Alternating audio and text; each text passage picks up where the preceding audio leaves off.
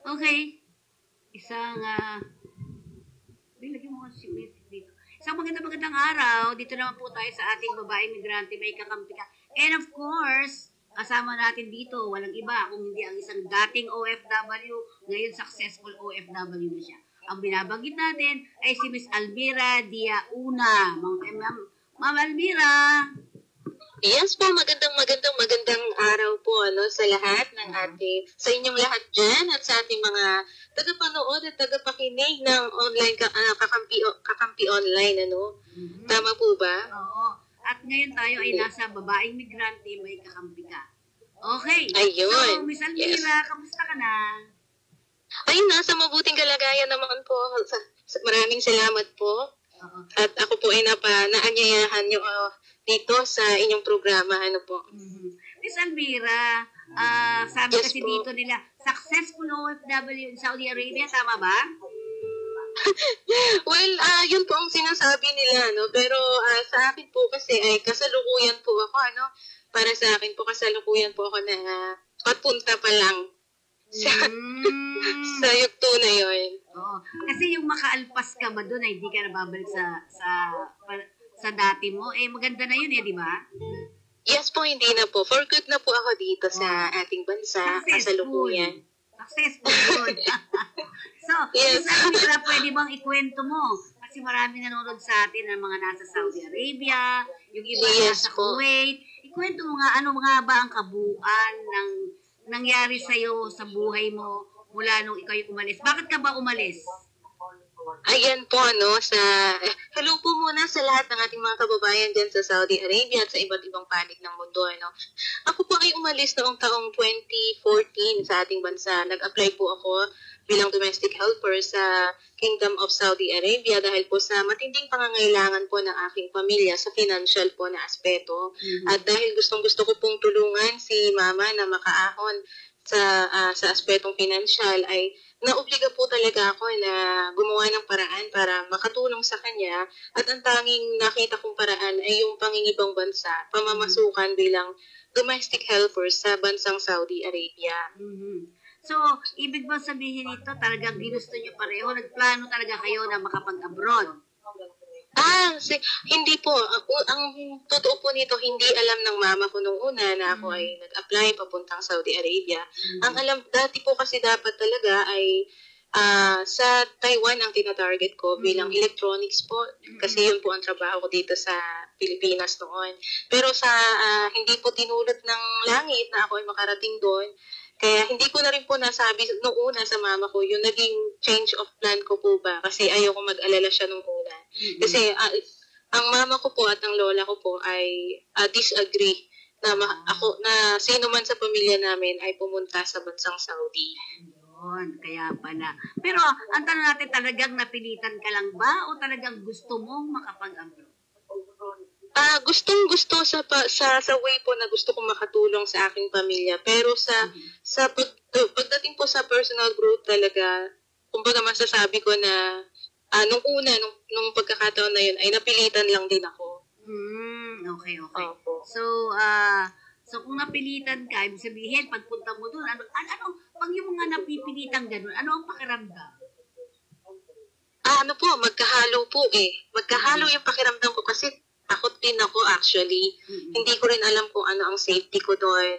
Kasi hindi ko talaga alam kung ano yung dadatnan ko. Pero dahil nga po, dala-dala ko rin yung damdamin ng maraming OFW, katulad ng maraming OFW na para sa pamilya.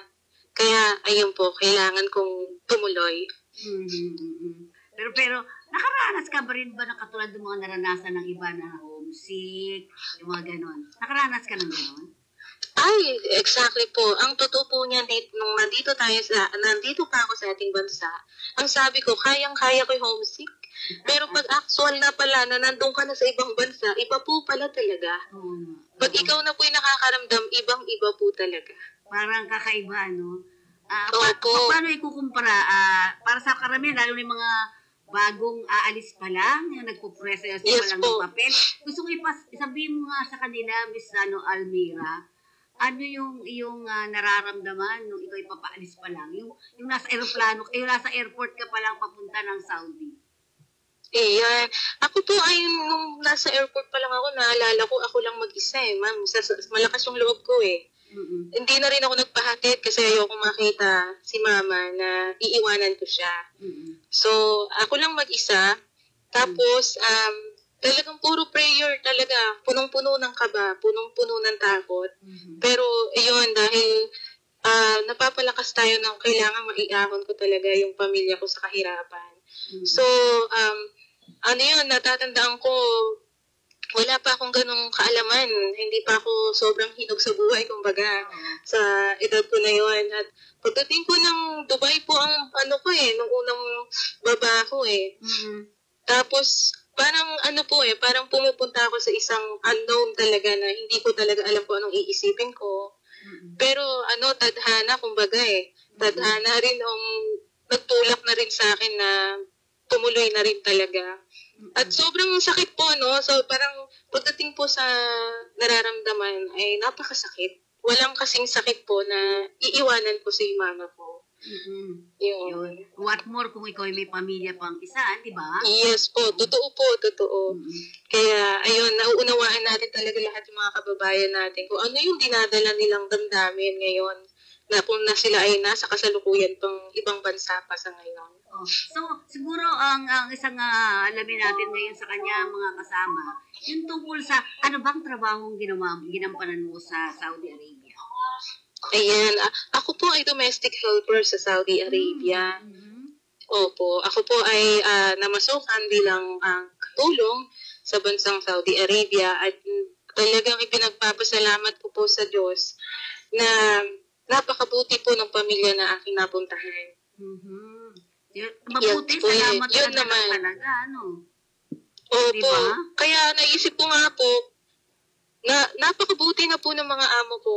Pero paano kayo mga kababayan ko na nagsasuffer dun sa mga among hindi mabubuti? Kaya naiisip ko lagi yon na napakaswerte ko na rin na nakapunta rin ako sa bansang yon. At yun na rin po, pinagbuti ko yung trabaho ko. Sinunod ko yung kultura nila na meron sila. Ipinakita ko po yung mataas na paggalang ko sa kanila na ako ay isang Pilipina na nagtrabaho sa kanila at hanggang gawin yung serbisyo ko ng buong puso talaga. At niloob naman po ng langit na makita yon ng ating mga employer. At ayun po na tinugunan po nila ng maayos din yung aking serbisyo. Pero sinasabi, nakailan taon ka sa Saudi? Kulang 4 na taon po. Ganun. 4 na taon? Yes diba? po. O sige, ito na. Ngayon, pagbalik mo, paano mo ang sarili mo na hindi na ako babalik ng Saudi Arabia? Nung unang 2 taon ko po, bumalik ako ng bansang Pilipinas, binisita ko ang aking pamilya. Noon ko po nakita na parang kapos pa rin yung naipapadala ko kahit pa doble-doblehin ko na po yung effort ko. Parang wala pong nagbago dun sa sitwasyon na umalis ako, tapos dumating ako. Doon ko po nakita talaga na parang walang napupuntahan po yung aking pagsisikap sa ibang bansa. Ganun po. Ngayon, bumalik pa rin ako dahil kailangan. Pero nasa isip ko na ano ba talaga yung kailangan ng aking pamilya? Financial lang ba talaga o yung presence ko rin? Ang ganun po. So, mula yung pangalawang contract ko, nag-unti-unti akong mag-isip po ng malalim. Ang totoo po niyan, nung unang magpaalam ako, ay inalukan po ako ng aking mga employer na pwede ko nandalin si mama sa kanila para lang, yun po kasi yung rason ko kung ba't uuwi ako sa Pilipinas. Ang offer po nila sa akin ay dadalhin ko na si mama para po manatili ako sa kanila. Pero ang ano po noon ay ang naisip ko, si mama, baka ma-culture shock po. So, ang nangyari, nung ako po ay nagpasya ng umuwi, ako na po yung naglakas na loob na magstay dito sa Pilipinas para sa mama ko po. Pero ibig sabihin ba nun na, kumbaga, yung vision mo na iahon sa kahirapan o tumulong ka sa pamilya mo ay nangyari? Almira? Ang ano po noon, ang masaklap nga po noon, hindi ko talaga nakita na pero oo nga po nakabayad ako sa mga utang namin, pero hindi po talaga na-isinop or hindi po talaga nagkaroon ng pagbabago. So, kaya po ang nangyari dito sa ating bansa bilang OFW ay ako ay nagsikap na magkaroon ng negosyo. Nagsimula po ako sa negosyo, nag-apply ako ng reintegration program. Yun nga po yung sinasabi ko nung tayo po ay nagkakilala sa forum, yun po. And then, hindi rin po ako pinalad doon, pero nagpatuloy po ako. Nag-ano rin po ako ng sarili kong negosyo. During pandemic po ay nagtanim ako ng pako, yan, edible fern po, dito sa aming lupain dito. Hanggang sa lumipas po ang ilang taon na pagsisikap namin ni Mama, nakaahon kami ng mas ma-okay po kaysa dati. Tapos ngayon po ay nakapag-ano rin po kami ng sarili naming resort. Na maliit lamang po ito, Ma'am. O, paano mo nagawa? Yes po, nagsimula po tayo sa pagpapako natin. Yung po ang naging pundasyon natin. Paunti-unti po, yun ang ating ipo-provide dahil po binibenta po natin itong pako salad, tsaka yung seedlings po, yes po. At ano pa rin. At ayun po, pinagsikapan, talaga nagpakasipag po tayo at nanalangin tayo na pagpalain. At natanggap naman po natin. Doon ko na-realize na hindi ko pala kailangang lumayo o mangibang bansa kung tutuusin. Kung talagang pupukosan ko yung isang bagay dito. So doon po ako nagsimula sa pagpapako. After po sa tutulang po nung nagtatanim kami ng pako, pinagtatawanan po kami dito dahil damo lang daw po ito. Opo. Hindi po common na tinatanim Pero ayun po, nalagpasan po namin lahat yon at sa kasalukuyan nga po ay ito rin po yung naging rason ng una naming kabuhayan. At yun nga po, nakapagpatayo tayo ng mga ilang accommodation sa beachfront kung saan yes po. Opo, nagsinop po tayo ng mabuti para magkaroon tayo ng paunti-unting puhunan. At ayun po, sa ngayon po, kasalukuyan na hindi man ganun kalakihan po yung ating resort, hindi man ito kasing tulad ng ating mga nakasanayang resort, masasabi kong naging ano na rin po ito para maisinop ko yung pamilya ko. Yung mama ko, yung kapatid ko, at yung pamilya ng kapatid ko. Parang napakaganda nung experience mo na yan. Pero challenges yan di ba? Challenge sa'yo. Yes po. Napakaraming challenges po. Oo, mahirap. Buti hindi ka sumuko. Yun. Yes. Yun lang po talaga ang naging puhunan natin. Kasi kung kinaya nga po natin sa ibang bansa, dito pa kaya sa ating bansa, susuko tayo. Yun nga po Doon po sa ibang bansa, wala po akong kakilala doon kahit isa. Wala rin po akong relatives noon na ako napunta. Ang tanging meron lang ako talaga yung paniniwala at saka pag-asa.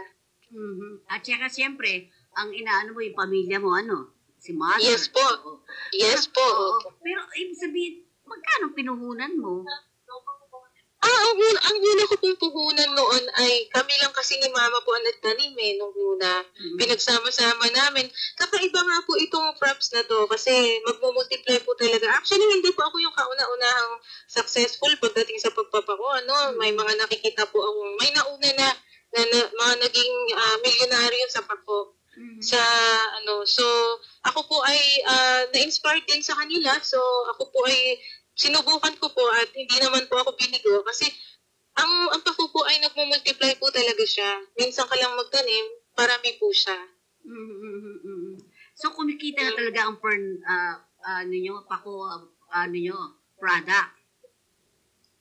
Sorry po, hindi ko po narinig masyado. Parang sinabi ko, dito sa pagtatanim nyo at pagbibenta ng pako, dito talaga kayo umunlad. Yes, dito po kami nagsimula talaga. Sa po. Na lang din po siya, nagkaroon po tayo ng mga advokasya na isave nga ng maayos tong pako para sa mga susunod na henerasyon din po. Yung availability niya, yung sustainability, at naging advocate na rin po tayo ng Sustainable Development Goals 2030 ng United Nations. So isa rin po yun sa ating pinaghuhugutan ng inspirasyon para tayo mas maging matatag sa anumang challenges kasi ito pong ating pako ay very resilient po ito sa mga anumang uri ng climate. Basta aalalayan lang din natin tulad ng mga tulad natin sa buhay. So sobrang naging inspirable po talaga sa akin tong crops na to at nakatawid po ako sa kahirapan dahil dito. At siguro po naging basis na rin po ng ating yung intention natin na instead of gaining, yung magkaroon po tayo ng intention na makapag-serve. What do you mean by serve? Serving people po, serving others. By serving healthy foods po, naniniwala ako na nakakapag-contribute po kami ng healthy foods. So sa ngayon, mula dito, nagkaroon ka na ng beach resort, di ba? Yes, may beachfront resort po. Bago pa lang po dito sa Dingalan, Aurora. Sa mga gusto pong pumunta, magbakasyon. Ayan, ang Nanay Ason Beachfront Resort po. Yan. Siguro sa susunod, padalan mo ako ng mga videos, para yes, ipapano natin dito. Yes, opo. Sure na sure po. Oo, sige. At ako'y natutuwa doon sa mga kwento na yan. At ako'y naiiyak pa nga. Ay, ako nga rin po ay nagpapasalamat din po ako sa mga katulad po ninyo na tayo ay naiimbitahan sa ganito. Pero gusto kong pag-usapan natin. Kasi karamihan ng ating mga kababayan na umuwi dito, wala din Diba? Yun nga po. Nakuha mo yung gusto sabihin. Paano mo sasabi sa kanila na hindi pa natatapos ang buhay o ang ating pagpaano? Paano yun, Almira? Miss Almira, sige nga, kung isabihin mo sa kanila, marami kasing nanonood sa atin na kababaihan Oo. Bali, sa buhay po kasi, minsan dinala tayo ng Panginoon sa ibang lugar.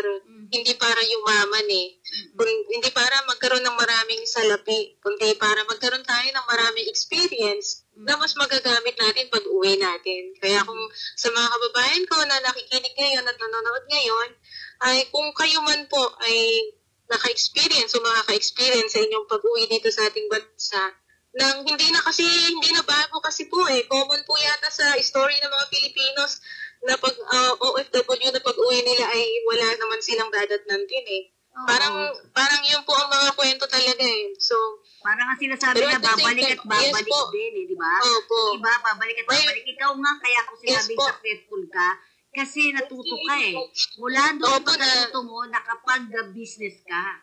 Opo. Alam niyo po kung tatanawin ko lang din po yung mga nakaraan ko, malaking aspeto po sa aking pagkatao yung ako ay nakarating sa ibang bansa. Dahil doon nakita ko po yung kaibahan, nakita ko po yung kahirapan, at kumbaga na-realize ko po na tayo mga Pilipino, napakarami nating biyaya na magagamit para tumayo sa buhay. Pero ikaw ba, naisip mo ba kaagad na, ay, ito na pala ako ngayon? Parang gano'n, di ba? Di ba? Ano ba pinangarap mo noon? Nung ikaw ipapaalis pala? Nung ako ay papaalis, pa lang, naku po, kung alam nyo lang po, talagang kung nailuluha lang po ang dugo, baka dugo po ang niluluha ko nun nung pagkakataon na yun. Pero, sabi ko nga, may pinanghaw, kasi pinalaki po ako ng mama ko na matindi ang manalig sa Panginoon naalala ko yung narinig kong verse sa Bible na kung yung isa pong niya na inilaglag sa balon ng mga leon, pero hindi siya kinagat. So, naniwala ako na maganda yung intention ko kung ba't ako mag-abroad, kaya hindi ako pababayaan ng Panginoon.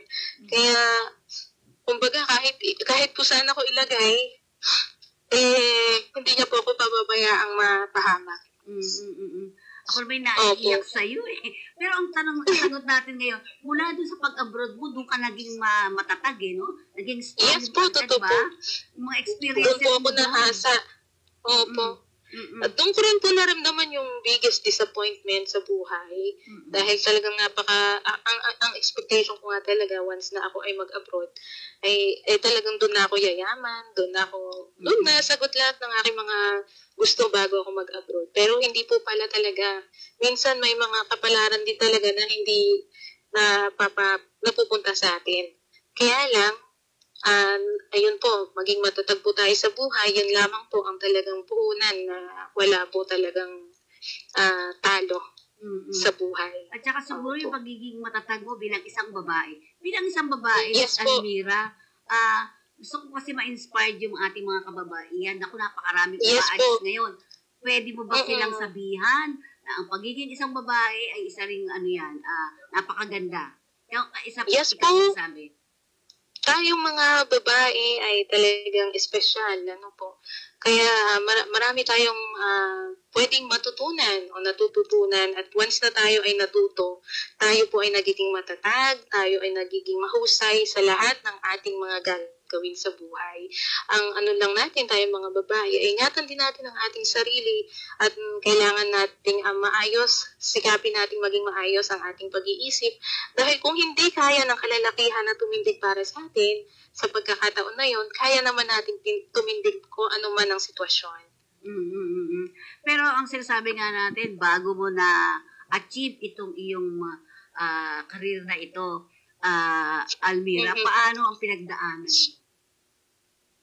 Nako, bago ko po maabot Kasi ito, napakarami pong hirap. Oo. Opo, napakarami pong hirap talaga, napakarami pong luha, napakaraming pagod, puyat, at lahat-lahat na parang wala na talagang pag-asa. Pero, awa po ng Diyos, saka ano tayo. Kumbaga, nung susuko na ako, nung plano ko na talagang sumuko rin, ayun, bakit hindi ko pabigyan ng isa last na pagkakataon?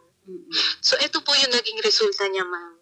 Bagamat hindi pa ako ganun ka-successful, ma'am, tulad ng natutuwa na lang po ako na naisisinop ko na po yung pamilya ko. Yun na po yung pinaka-bagay na hindi ko talaga lubos maisip na makakayanan ko.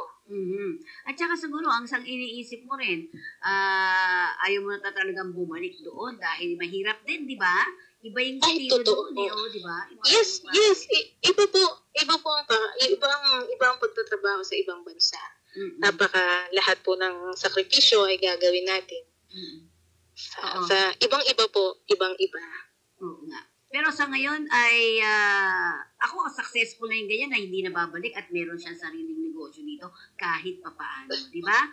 Pero babalikan ko lang muna yung kaninang sinasabi mo. So wala namang naitulong sa iyo itong dahil sabi nga natin ang pinag-usapan natin sa meeting natin dun sa sa Novotel yung reintegration program. Di ba? Oo. Ano ang nakuha mo sa reintegration program ng ating pamahalaan? Ang reintegration program ay nakakuha po ako ng certificate ng reintegration program. So, balit, so, ito nga rin po yung unang pinanghawakan kong pag-asa. Pero, hindi ko nga po talaga nakuha yun dahil kahit nakumpleto ko po lahat yung mga seminar or yung mga requirements pong kailangan kong maitagpos. At the end of the day, hindi rin po ako napagbigyan. Kasi, yun daw po ay, may mga kailangan pong collateral na tulad ng lupa at bahay, kung saan wala rin po akong mga ganun pa. Nung na yan. Pero bagamat ganun man po, talagang sobrang nawalan ako ng pag-asa din that time. Pero nagpapasalamat din po ako na ano man ang nangyari at nakita ko po kung gaano ko rin po pala ang magiging abilidad ko na tumindig rin sa aking sarili. Tayo po ay wala po tayong anumang sama ng loob kung hindi man po natin nakuha yung mga bagay na hindi para sa atin at hindi man po niloob ng langit wala po tayong kahit anong sama ng loob sa anuman po mga bagay na yon. So, ibig sabihin, mas lalo ka pang tumatag uli doon, di ba? Alam mo yun? Opo. Lalo pa kaya nga, pupursigahan mo, papakita ko sa iyo. Pero may ganun tayo, di ba? Ipapakita ko sa iyo na mali ang sinasabi mo. Parang ganun, di ba? Opo. Yan po yung mga mindset din ng mga maraming, narinig ko na rin po yung ibang mga ganyan. Pero tayo nga po ay, tayo habang tumatanda po tayo, natututo po tayo at naiisip at nakikita natin kung ano yung mali. Kung hindi po tayo napagbigyan nun, bagamat sumamay loob natin nun, pero ngayon po ay naunawaan ko na yun lamang po ay pagsubok para sa akin, para mahasa po ang aking katatagan sa buhay. Oo. At doon ako natuwa sa'yo sa sinabi mo, hindi ako nagtatampo. O hindi, wala kang di ba? Parang, wala kang sama ng loob sa lahat. Parang, Opo. Bakit mo nasabi yun?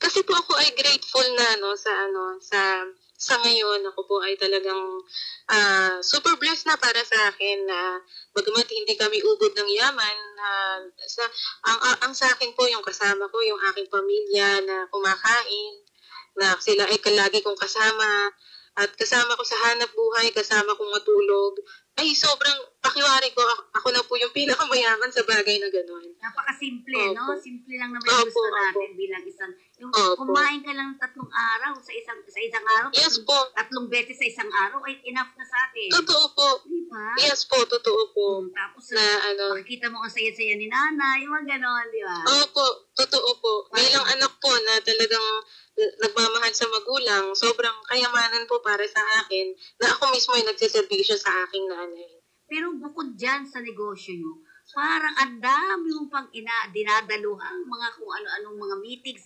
tulad ng Novotel, di ba, natin? Yes po. Yes po.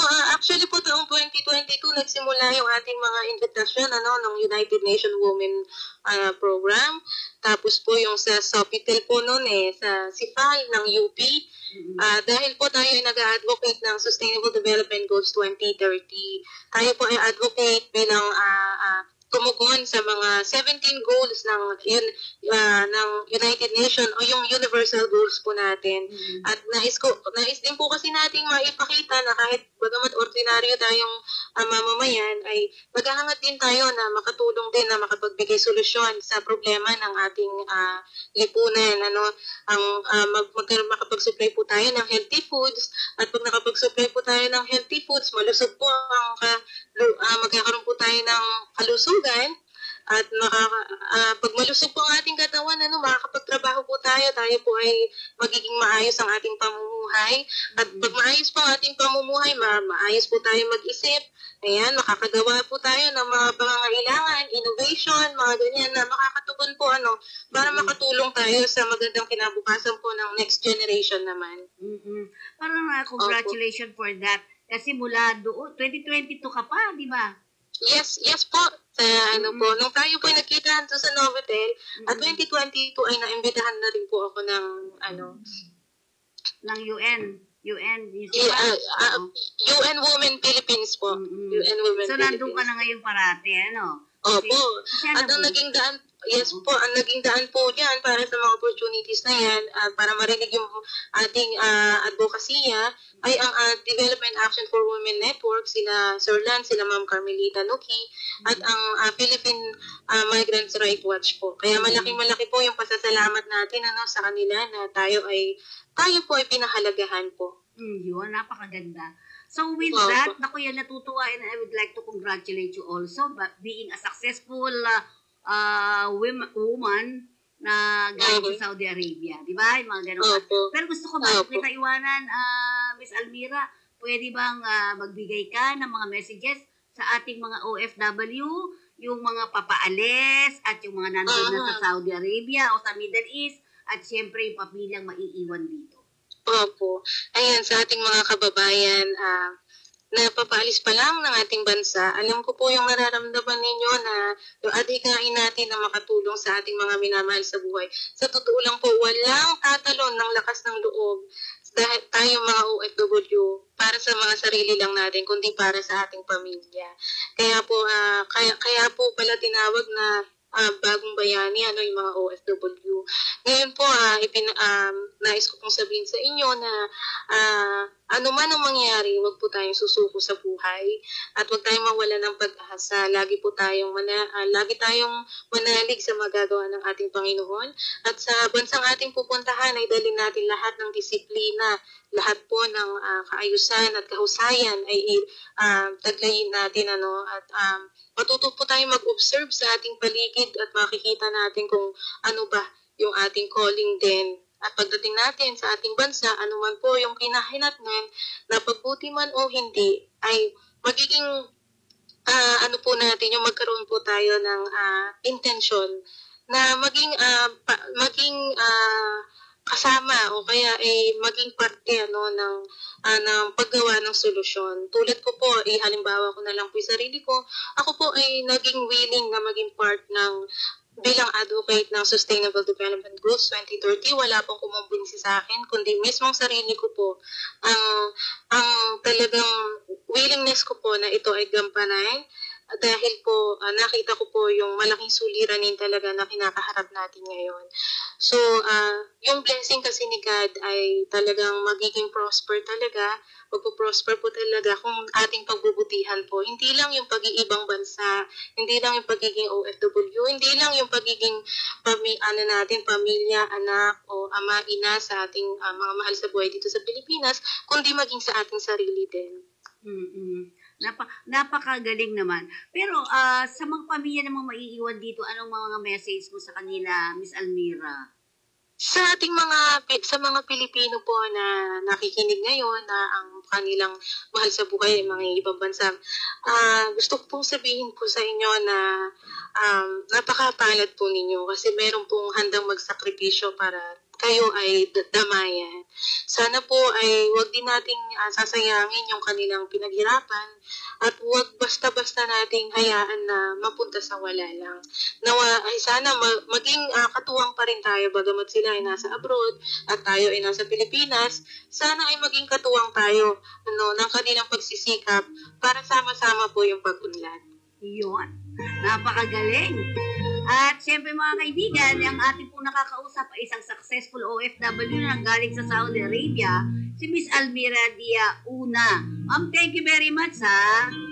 Maraming salamat din po sa inyong invitasyon at maraming salamat din po sa pakikinig sa lahat po ng ating tagapakinig at taga-suporta nitong inyong programa. Ay, gusto ko lang i-invite mo yung mga kaibigan natin, mga kakampi natin dyan sa inyong beach resort. Ay, yes po. Ayan po sa lahat po ng nakikinig at nanonood. Kung gusto nyo po ng mag-relax at gusto nyo po na mapuntahan o mabisita ang bayan ng Dingalan dito po sa probinsya ng Aurora, kayo po ay welcome sa Nanay Ason Beachfront Resort kung saan kami po mismo ang siservisyo po sa inyo pag nagpunta po kayo dito. Makakakain tayo ng ng healthy food. Alam yes po. Paborito ko yung pako Ay, talaga po ba? Napakasarap po kasi nito, lalong-lalo na po kung mahilig po talaga sa gulay, yung ating mga kababayan. Tsaka gusto ko pwede bang manghingi kami ng mga video sa'yo, paano ginagawa, para makita nila. Pwede po. Yes po. Opo. Pwede niyo po panoorin yung biyaheng Dingalan dahil nandun na po lahat. Okay. Sige. Yes po. Maraming salamat. Sige po, maraming po salamat sa lahat. Mabuhay po tayo. Okay. Ayan po ang ating si Miss Almira Dia Una. Ang isang babae na talagang pinilit maging successful at successful na nga siya talaga. Okay, maraming salamat. Ito po ang inyong lingkod, Penny Codemus, para sa ating babaeng migrante. May kakampi ka. Paalam po! Okay po. Sige po.